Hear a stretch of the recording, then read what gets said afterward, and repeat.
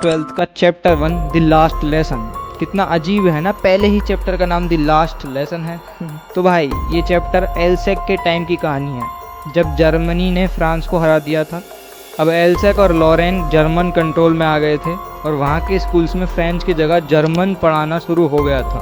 हमारे कहानी का हीरो है फ्रांज, एक छोटा सा स्कूल बॉय जो पढ़ाई में थोड़ा लेजी है और स्कूल जाने से डरता है, नॉर्मल बच्चों की तरह, मेरी तरह। और उसका टीचर हैं एम हेमल। ये एक बूढ़े फ्रेंच टीचर हैं जो 40 साल से उसी के स्कूल में पढ़ा रहे हैं। बहुत ज़्यादा स्ट्रिक्ट हैं पर दिल के अच्छे हैं। एक दिन जो फ्रेंच है वो स्कूल के लिए थोड़ा सा लेट हो रहा था, तो वो सोचता है कि वो बंक कर ले आज का दिन।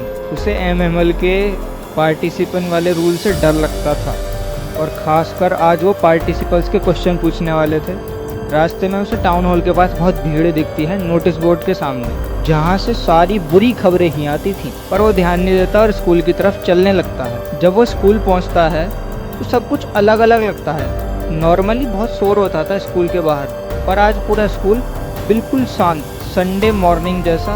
उसने विंडो से देखा तो सारे स्टूडेंट्स अपने सीट पर हैं और एम हेमल अपनी स्पेशल ग्रीन कोट और फ्रिल्ड शर्ट में है, जो वो सिर्फ स्पेशल दिनों में ही पहनते हैं। फ्रेंच डरता डरता अंदर जाता है, पर एम हेमल उसे डांटने की बजाय बहुत आराम से अपनी सीट पर बैठने के लिए बोलते हैं। फ्रेंच नोटिस करता है कि क्लासरूम के पीछे गांव के बूढ़े लोग भी बैठे हुए हैं, जैसे पुराने हॉस्टर, फॉर्मर मेयर जो हैं, पोस्ट मास्टर साहब भी हैं, ये सब वगैरह लोग दिखते भी हैं, लेकिन सब दुखी लग रहे हैं। तब एम हेमल अपना फाइनल अनाउंसमेंट करते हैं, बच्चों ये तुम्हारा फ्रेंच का आखिरी लेसन है। बर्लिन से ऑर्डर आया है कि एलसेक और लॉरेंस के स्कूल्स में सिर्फ जर्मन ही पढ़ाई जाएगी कल से। नया टीचर कल आ जाएगा।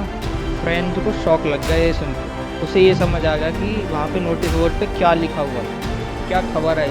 उसे रिग्रेट होने लगा कि उसने अपनी मातृभाषा फ्रेंच ठीक से सीखी ही नहीं कभी, और उसे अब कभी भी मौका भी नहीं मिलेगा सीखने का। उसे एम हेमल के लिए भी बुरा लगता है, जो अपना देश और अपनी पुरानी लैंग्वेज खो रहे हैं। एम हेमल को भी बहुत दुख होता है। वो अपनी लैंग्वेज फ्रेंच की इम्पोर्टेंस बताते हैं, कहते हैं कि फ्रेंच दुनिया की सबसे क्लियर और सबसे सुंदर भाषा है।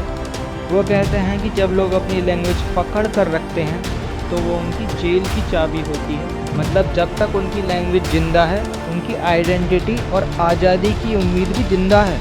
वो खुद को भी ब्लेम करते हैं कि उन्होंने स्टूडेंट्स को ठीक से पढ़ाया ही नहीं, और पेरेंट्स को भी ब्लेम करते हैं जो कि बच्चों को खेत में काम कराने भेज देते थे। लेसन के एंड में एम हेमल ब्लैक बोर्ड पर वीवा ला फ्रांस लिखते हैं बहुत बड़े अक्षरों में, जिसका मतलब होता है लॉन्ग लाइफ फ्रांस। फिर बिना कुछ बोले हाथ से इशारा करते हैं कि